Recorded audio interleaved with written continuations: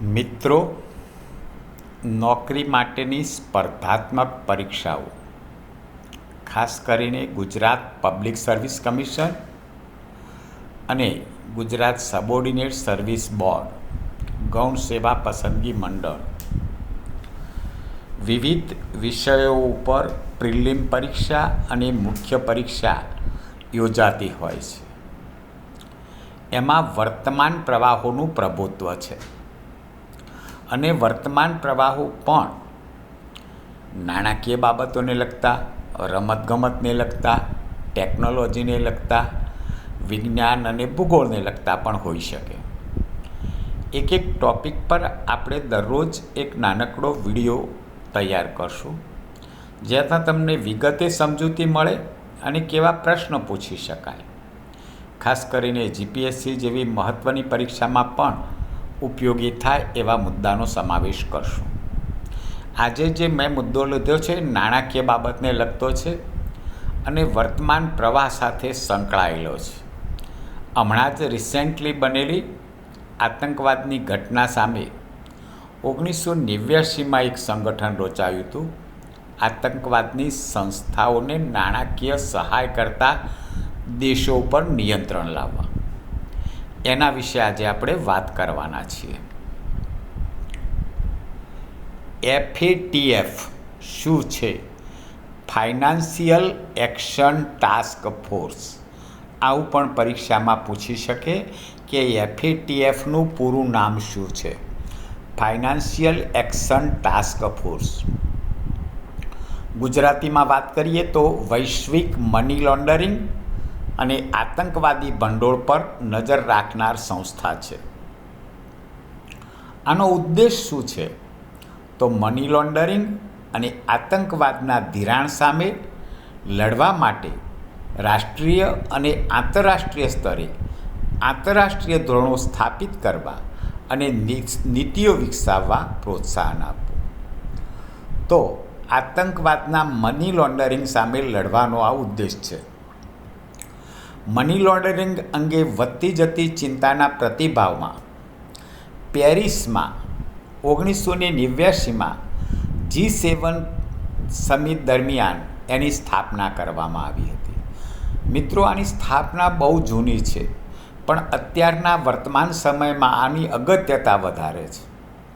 તો 1989માં આ money laundering માટે સ્થાપના કરવામાં આવી હતી, જે આતંકવાદને ભંડોળ પૂરું પાડે છે એમની સામે પગલાં લેવા માટે.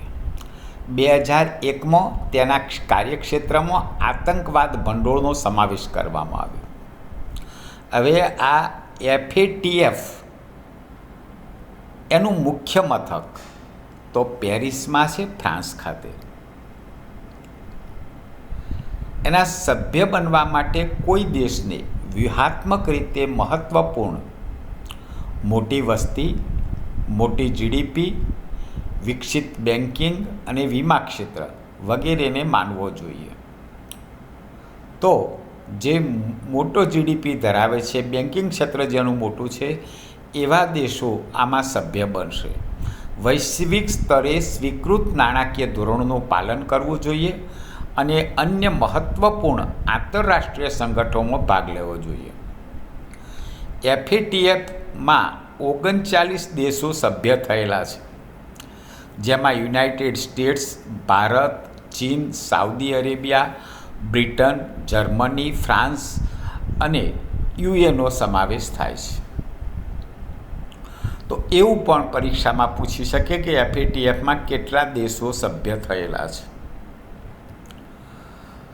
ભારત કયા વર્ષમાં સભ્ય થયું? તો ભારત 2010માં FATFનું સભ્ય બન્યું.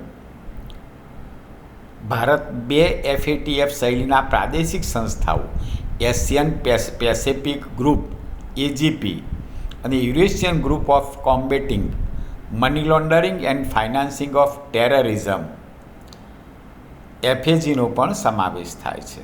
એટલે આમાં પણ ભારત જોડાયેલું છે, APGમાં અને FAGમાં. FATF શું કરે છે? તો સંશોધન કરે છે, નાણાં કેવી રીતે લોન્ડન કરવામાં આવે છે, આતંકવાદને ભંડોળ કેવી રીતે પૂરું પાડવામાં આવે છે, એ બાબતોનું સંશોધન કરે છે. અને જોખમો ઘટાડવા માટે વૈશ્વિક ધોરણોને પ્રોત્સાહન આપે છે અને દેશો અસરકારક પગલાં લઈ રહ્યા છે કે કેમ તેનું મૂલ્યાંકન પણ કરે છે. FATF નિયમિતપણે એવા અહેવાલ પ્રકાશિત કરે છે જે નવીનતમ મની લોન્ડરિંગ, આતંકવાદી ધિરાણ અને પ્રસાર ધિરાણ તકનીકો વિશે જાગૃતિ લાવે છે. તો FATF જે છે એના અહેવાલમાં આતંકવાદી ધિરાણ અને ટેકનોલોજી જે છે એ ધ્યાન પર લાવવા જાગૃતિ લાવે છે. FATF ભલામણોને વૈશ્વિક મની લોન્ડરિંગ વિરોધી એન્ટી મની લોન્ડરિંગ AML તરીકે ઓળખીએ અને આતંકવાદ વિરોધી ધિરાણ CFT કાઉન્ટર ટેરરિસ્ટ ફાઇનાન્સિંગ ધોરણો તરીકે માન્યતા આપવામાં આવી છે. એકવાર સભ્ય બન્યા પછી કોઈ દેશ અથવા સંગઠનને FATFની તાજેતરની ભલામણોને સમર્થન આપવું જોઈએ. તો જે દેશ આનો સભ્ય બને એ આતંકવાદી મની લોન્ડરિંગ વિરુદ્ધ એને સમર્થન આપવાનું છે અને અન્ય સભ્યો દ્વારા મૂલ્યાંકન કરવા પ્રતિબદ્ધ રહેવું જોઈએ. જો કોઈ દેશ FATF ધોરણનો અમલ કરવામાં નિષ્ફળ જાય તો તેને બાહ્ય રીતે ગ્રે અને બ્લેક લિસ્ટ તરીકે ઓળખવામાં આવે છે.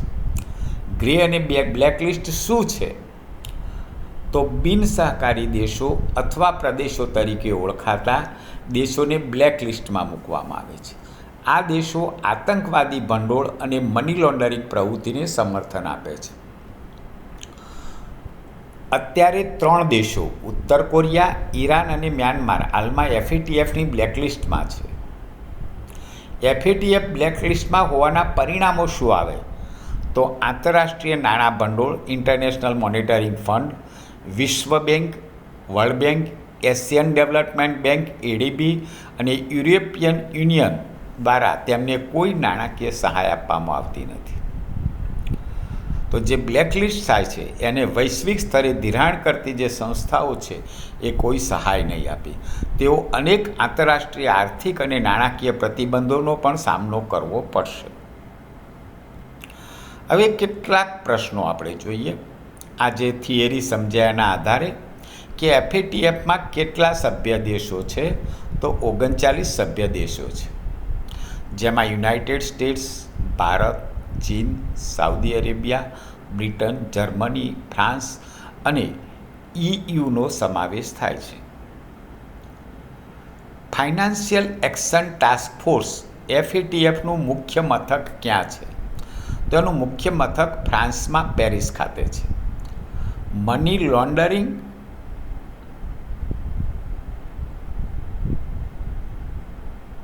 અને ફાઇનાન્શિયલ એક્શન ટાસ્ક ફોર્સનો મુખ્ય ઉદ્દેશ શું છે? તો મની લોન્ડરિંગ અને આતંકવાદ ભંડોળનો સામનો કરવો. એનો મુખ્ય ઉદ્દેશ છે મની લોન્ડરિંગ અને આતંકવાદ ભંડોળનો સામનો કરવો. તો આ જ પ્રકારના વિડીયો જોવા આપ YouTube પર સ્પર્ધાત્મક પરીક્ષા એ ચેનલ સબસ્ક્રાઈબ કરો. આભાર.